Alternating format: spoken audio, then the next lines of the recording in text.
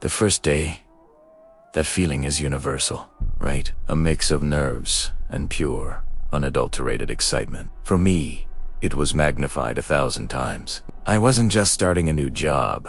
I was starting my career at Innovatech Solutions, the company everyone wanted to work for. Their campus was like something out of a sci-fi movie, gleaming glass towers. But beneath the polished surface of Innovatec, instead, a senior executive named Mr. Abernathy, a man with eyes that seemed to see right through you, gave me a personal tour. He spoke of legacy, of contribution, of being part of something bigger than oneself. It was inspiring, intoxicating even. Then, as we stood overlooking the entire city from his panoramic office window, his tone shifted. "There are only 2 rules here, son," he said, his voice dropping to a near whisper. "We are pioneers, and pioneers don't ask for permission. Second, when you are given an order, you follow it. Immediately. Without hesitation. That is how we maintain our edge." I nodded, maybe a little too eagerly. "Yes, sir. Of course, they didn't get to be number 1 by being soft. I was ready to prove I had what it took. I was so naive. The first few weeks were a blur of spreadsheets, meetings, and impressive projects. The work was demanding, but I loved it. Something felt ... off.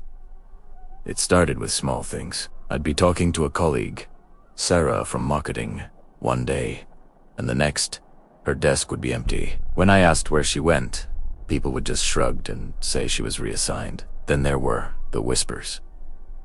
I'd walk past a conference room and hear hushed, frantic conversations that would stop the second I came into view. The air in the office, once buzzing with energy, now felt thick with unspoken anxiety. It was like everyone was walking on eggshells, terrified of making a wrong move. At precisely 6 p.m., a chime would sound throughout the building. Everyone had to stop what they were doing, stand by their desks, and recite the company creed.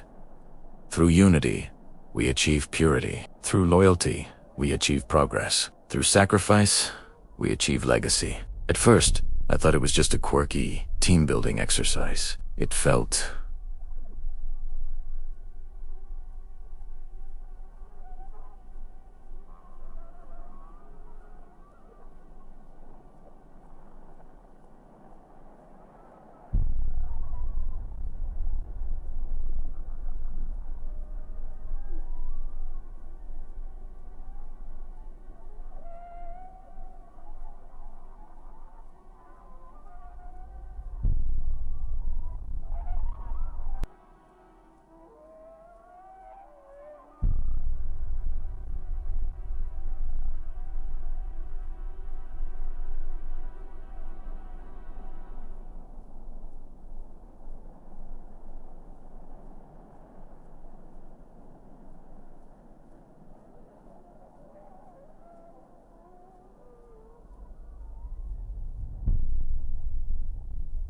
a prayer from people who were afraid of what would happen if they didn't pray hard enough. My project manager, a guy named David, was one of the few people who seemed somewhat normal. One afternoon, he pulled me aside.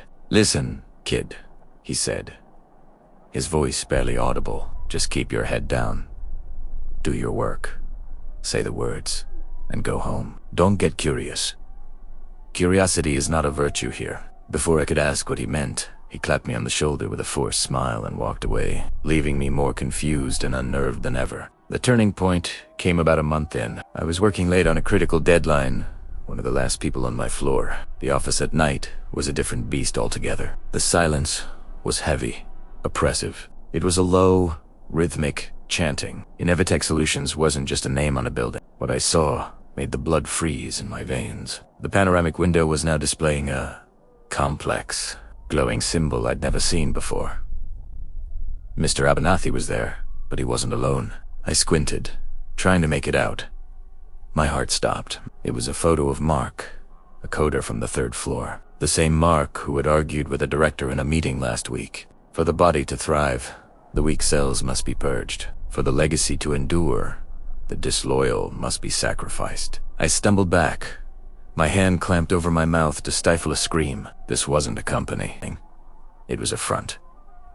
This was a cult, a corporate cult that demanded absolute, unquestioning loyalty, and the price for defiance wasn't getting fired. The hushed conversations, the disappearances, the palpable fear it, all clicked into place. Reassigned didn't mean a new department. Sacrifice wasn't a metaphor for working late. It was literal. I ran. I didn't even go back to my desk. Every shadow seemed to leap out at me. Every creak of the building sounded like footsteps chasing me down. I burst out into the cold night air, gasping for breath, my mind reeling. The gleaming towers of Innovitech no longer looked like a symbol of success. They looked like a tomb. I never went back. I left everything behind: my laptop, my notes, my security badge. I just disappeared. For weeks, I lived in constant fear, jumping at every shadow, scrutinizing every face in a crowd, terrified I'd see one of them, terrified they'd come to purge the disloyal cell. They weren't just a corporation. They were a belief system that consumed people.